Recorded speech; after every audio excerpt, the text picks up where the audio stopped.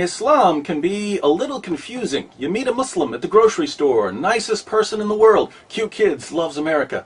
Later that day, you turn on your television and wait a minute, some other Muslim just blew up the grocery store.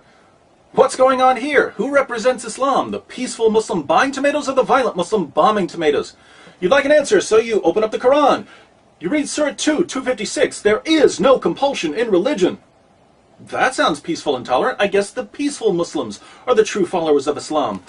Then you go to Surah 929. Fight those who do not believe in Allah. That's not nice. Now it seems like the violent Muslims got it right. The evidence points in different directions, so what are you supposed to believe?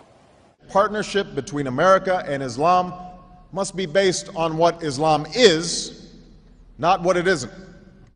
If you've ever wondered why there are both peaceful and violent passages in the Quran, if it's ever bothered you that Muslims demand religious tolerance in the West while Christians and Jews can't build churches or synagogues in Saudi Arabia, if you've never quite grasped why organizations like CARE or ISNA claim that Islam is a religion of peace while they support terrorism behind the scenes, welcome to the most important video you'll ever watch. You can't understand Islam in the world today without understanding one essential fact. Jihad proceeds in stages. As the tiny tadpole grows into the bellowing bullfrog, as the lowly acorn becomes the mighty oak, as adorable Parent Trap Lindsay Lohan transforms into whatever she is now, so also the tolerant toddler of peaceful Islam eventually goes through puberty.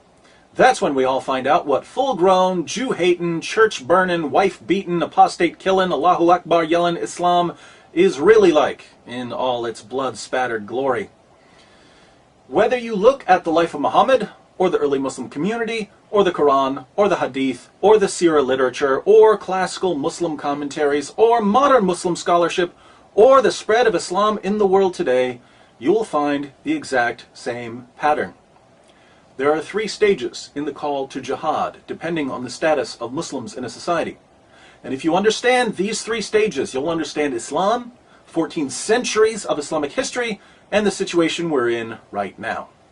Partnership between America and Islam must be based on what Islam is, not what it isn't. Stage 1. Stealth jihad. When Muslims are completely outnumbered and can't possibly win a physical confrontation with unbelievers, they're commanded to promote peace with non-Muslims and to preach a message of tolerance. For instance, when Muhammad and his followers were a persecuted minority in Mecca, they criticized the beliefs of the polytheists, but they did so peacefully. The revelations Muhammad received during this time proclaimed a future judgment for unbelievers. Allah will one day punish those who reject Muhammad. But in the meantime, to each his own. Live and let live. Coexist. A characteristic chapter from this period is Surah 109. As the Holy Quran tells us, Say, O unbelievers, I do not serve that which you serve, nor do you serve him whom I serve, nor am I going to serve that which you serve, nor are you going to serve him whom I serve. You shall have your religion, and I shall have my religion. Muslims in the West point to passages like this as evidence that Islam is inherently peaceful. But we know from Muslim sources that while Muhammad was calling for religious tolerance in Mecca, he was already planning to conquer the world in the name of Allah. He even tried to lure pagans to Islam by promising them victory over the non-Arabs. Let's look at a passage. One day, some of Muhammad's tribesmen went to his uncle Abu Talib because they wanted to arrange a truce with Muhammad. They wanted Muhammad to stop criticizing their beliefs. Watch what happens. Abu Talib sent for the messenger of Allah. And when he came in, he said, Nephew, here are the sheikhs and nobles of your tribe. They have asked for justice against you, that you should desist from reviling their gods, and they will leave you to your God. Uncle, he said, shall I not summon them to something which is better for them than their gods? What do you summon them to? He asked. He replied, I summon them to utter a saying through which the Arabs will submit to them, and they will rule over the non-Arabs. Abu Jahl said from among the gathering, What is it, by your father? We will give you it and 10 like it. He answered, that you should say, there is no deity but Allah. Think about this for a moment. Muhammad's walking around Mecca calling for peace and tolerance. But behind closed doors, he tells the Quraysh, join me and we'll rule over the non-Arabs, Christians, Jews, Persians, etc. These groups aren't attacking Muhammad at all, and he's already planning to conquer them. What does he need in order to subjugate the non-Muslims? He needs an army. And so he asks his tribe to convert to Islam.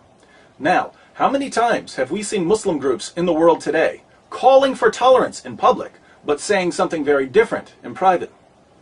Goes back to Muhammad. One of the key features of stage 1 is taqiyya, concealing Islam's true intentions in order to protect the Muslim community.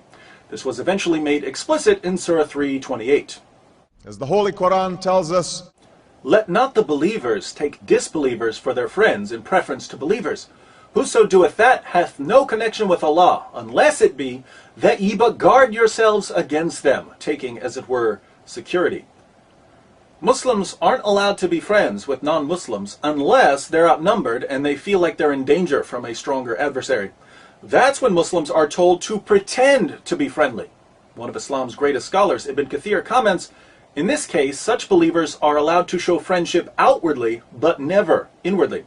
Abu Darda, one of Muhammad's companions, put it this way, we smile in the face of some people, although our hearts curse them. Assalamu alaikum. Another key feature of stage 1 is victim status. Muslims like to pretend that Muhammad and his followers were persecuted in Mecca simply because they were Muslims. Total nonsense. They were persecuted for antagonizing the Meccans by mocking their beliefs. We read in At-Tabari, the Messenger of Allah proclaimed Allah's message openly and declared Islam publicly to his fellow tribesmen. When he did so, they did not withdraw from him or reject him in any way until he spoke of their gods and denounced them.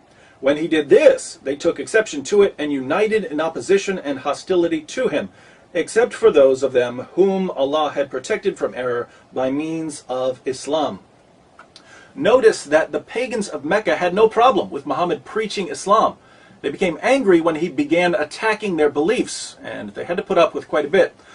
Listen to this description of what the pagans went through in their own words. We have never seen the like of what we have endured from this man. He has derided our traditional values, abused our forefathers, reviled our religion, caused division among us, and insulted our gods. We have endured a great deal from him. Assalamu alaikum. Muhammad was condemning their beliefs and their values. He was causing division in the city. Not too extreme from a Western perspective. What's interesting is that when the people of Mecca responded in kind and mocked Islam, Muslims said, oh, they're persecuting us.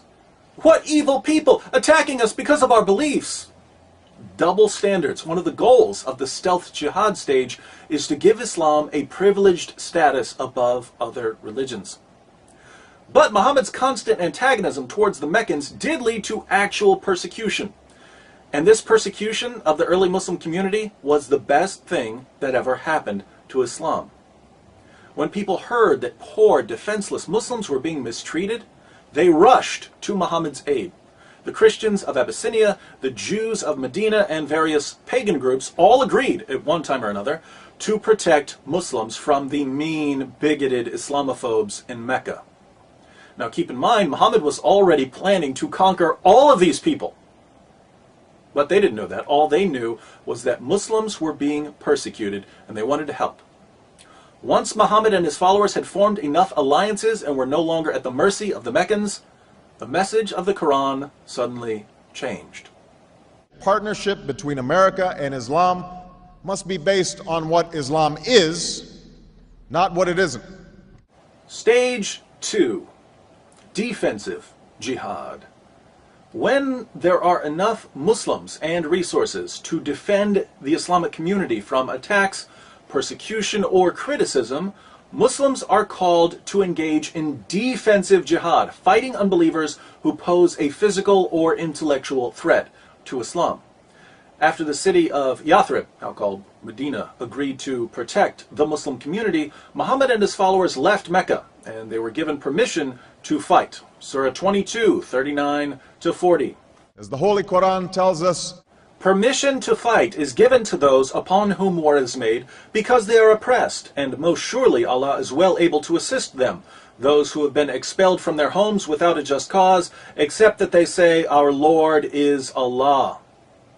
Did you catch that? According to the Quran, Muslims were kicked out of Mecca simply because they believed in Allah.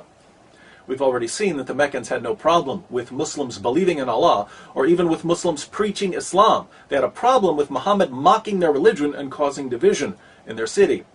But again, Muslims needed victim status for their protection, so I guess Allah decided to fudge history just a little. And throughout history, Islam has demonstrated through words and deeds the possibilities of religious tolerance and racial equality.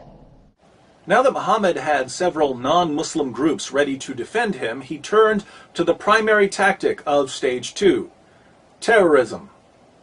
The people of Mecca depended on the caravan trade for their survival. Anyone who had money would invest it, hoping to get back something extra to feed their families. If a caravan was robbed or didn't return, children might starve.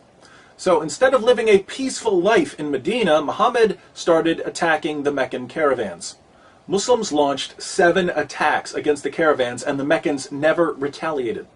During the 7th attack, Muslims killed a man, and they took the goods and some captives as well. The problem was that it was still the holy month when everyone agreed not to fight. Muhammad was a bit worried about this at first, but then he received Surah 2:17. As the Holy Quran tells us, "They question thee, O Muhammad, with regard to warfare in the sacred month. Say, warfare therein is a great transgression, but to turn men from the way of Allah, and to disbelieve in Him and in the inviolable place of worship, and to expel His people thence, is a greater transgression with Allah, for persecution is worse than killing." Persecution is worse than killing. Yes, we killed a man during the holy month when there was a universal agreement not to fight, but you persecuted us, and that's worse. So don't you dare judge us. The Meccans had been trying to avoid war, but it was clear that the Muslims weren't going to stop attacking the caravans, and that Meccan trade and the livelihood of the city would never be safe. So the pagan tribes sent an army to protect the next caravan. Muslims attacked and defeated the Meccans at what became known as the Battle of Badr. Notice that the first real battle between Muslims and non-Muslims was a result of non-Muslims trying to protect themselves from Muslims terrorizing their trade routes. Islam has a proud tradition of tolerance. It didn't take long for Muhammad's protectors to realize that they had been duped. Muslims weren't quite the innocent victims they had claimed to be. Muhammad and his followers were far more greedy and violent than the pagans they were now attacking.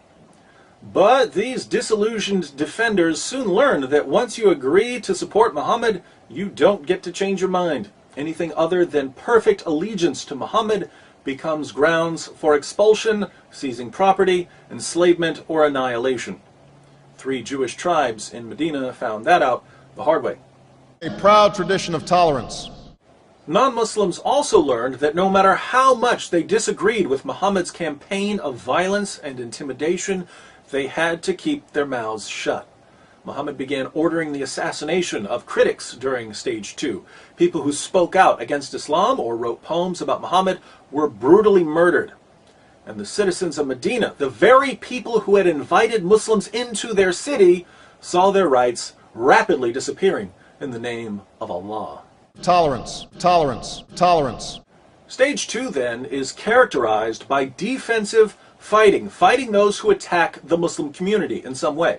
What we need to get our minds around, however, is that Muslims have a much broader definition of what constitutes an attack than anything we're familiar with. Persecution and military aggression certainly count as attacks, but as we've seen, criticizing Islam counts as an attack. Backing out of alliances after you figure out Muhammad's true intentions counts as an attack.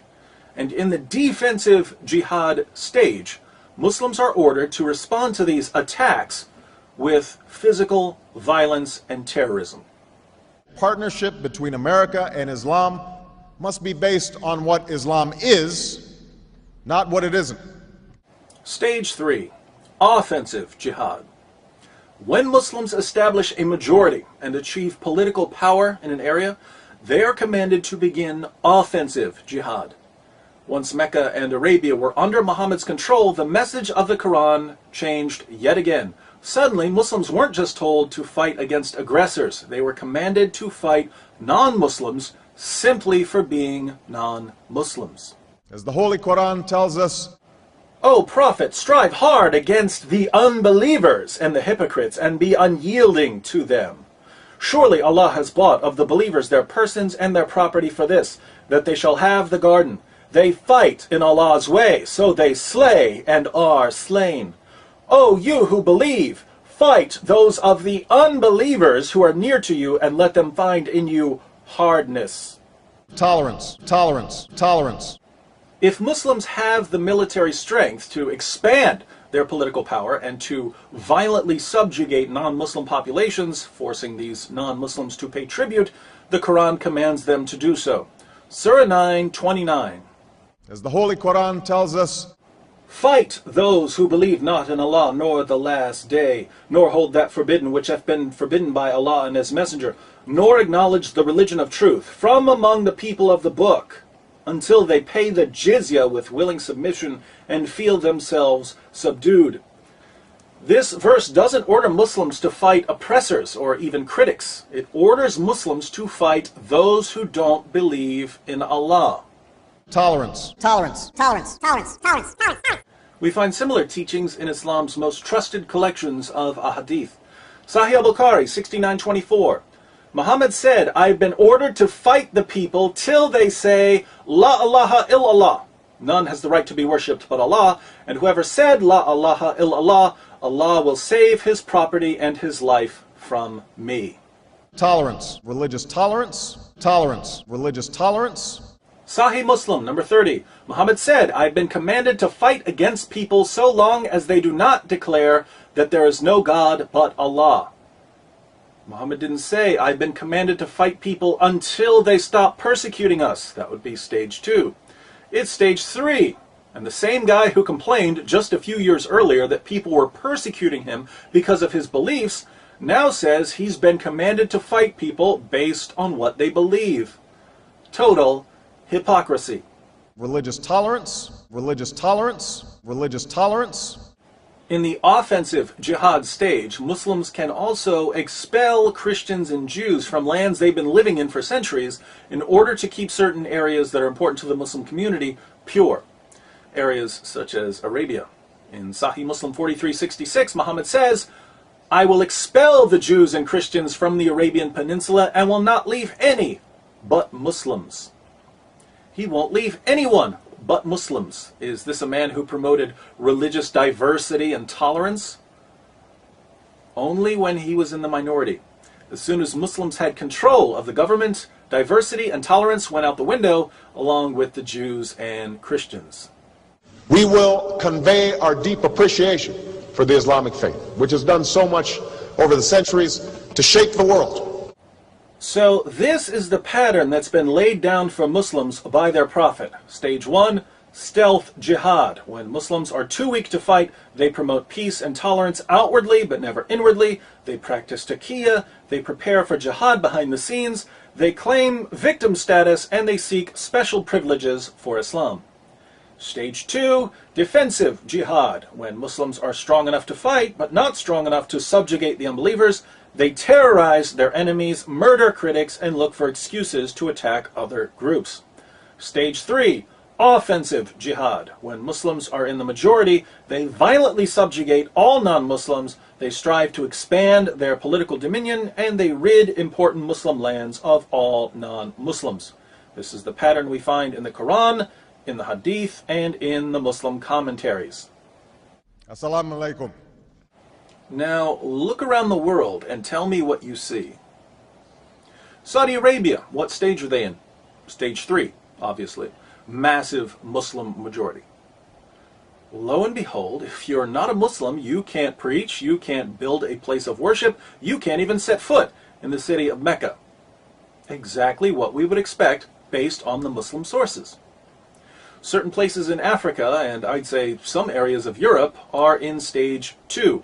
Muslims have enough fighters and resources and alliances to fight defensively.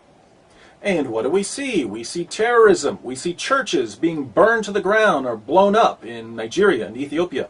We see no-go zones forming and critics of Islam being killed, even in Europe. Again, exactly what we would expect based on the Muslim sources. Here in America, where Muslims form a small minority of the population, what stage are we in? Stage 1. What's Islam all about, according to American Muslims? It's all about peace and tolerance. Muslims just want to be like everyone else, but racist hate mongers are attacking them because of their beliefs. That's why we should all be thankful that the government and Christians and Jews are stepping in to defend Muslims from bigots and Islamophobes, just as governments and Christians and Jews stepped in to defend Muslims during the time of Muhammad. And I consider it part of my responsibility as President of the United States to fight against negative stereotypes of Islam wherever they appear. My friends, how difficult is this to figure out? What have we discussed that a 6-year-old couldn't understand? Muslims have been using the same playbook for 14 centuries. It's in all their sources. It's as plain as day. And yet our leaders and the media just can't understand why Christians and Jews are second-class citizens in the Muslim world, or why Muslims in Europe are ready to kill over cartoons, or why Muslims in America are so desperate for victim status they'll cry discrimination when a home improvement store doesn't pay for advertising on one of the most boring shows ever. It's all right here. Someone can't understand this. I'd say he doesn't want to understand it. But we've reached a point in history when we can no longer afford to be willfully stupid. If our leaders are incapable of grasping the 3-step strategy of jihadists, they have no business leading a marching band, let alone a Western nation. Unfortunately, Muslims have been so successful in their Stage 1 operations, they've convinced our leaders and the media that the only information we need when it comes to Islam is what's handed to us by terrorist-linked Muslim organizations like CARE. Bin Laden was not a Muslim leader. We're officially on our own. If we want to popularize this information, we'll have to do it ourselves. Sending this video to everyone you know would be a good start. I also think someone needs to put this material into a pamphlet so we can all pass out copies. Oh, what's this? It's a double-sided pamphlet discussing the 3 stages of jihad. Seems I've already done most of the work for you. All you need to do is go to my blog, answeringmuslims.com, click on the Jihad tab at the top, and open the 3 stages of jihad PDF pamphlet file. You can print this out, fold it up, and give it to those who need to know about jihad, which is pretty much everyone. Islam's greatest ally in the West is ignorance. Jihadists can't subjugate us through physical force, so they're doing their best to subjugate our minds. The ultimate obstacle to global jihad, then, is an informed population of free people. Wouldn't you like to be an obstacle to jihad in Sharia? I know I would. In 2012, let's make a special, freedom-sized effort to educate ourselves and others about the inner workings of the jihadist machine. And let us call our project Operation Monkey Wrench.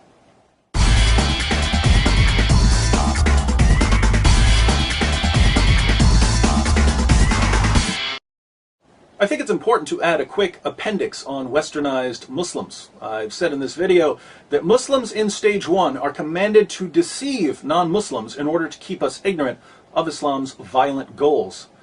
But if you present this information to your Muslim friends, they're going to deny it. Now, does this mean they're practicing taqiyya? No. When your Muslim friends tell you that Islam is a religion of peace, are they trying to trick you? Probably not. Most Muslims in America have been influenced by Western values more than they've been influenced by Islam. They may pray 5 times a day or fast during Ramadan, but their knowledge of Islam doesn't get much deeper than that. They've read very little of what's in their sources, and they know practically nothing about what we've discussed in this video. So, chances are, when your Muslim friends tell you that Islam is peaceful, they really believe it. No need to accuse them of lying. Sadly, your westernized Muslim friends aren't a source of Islamic doctrine. Islamic doctrine is grounded in the Quran and the Sunnah of Muhammad, and these sources are perfectly clear when it comes to jihad. So I think we need to add another stage to our 3 stages. Stage 0, the totally clueless about jihad stage.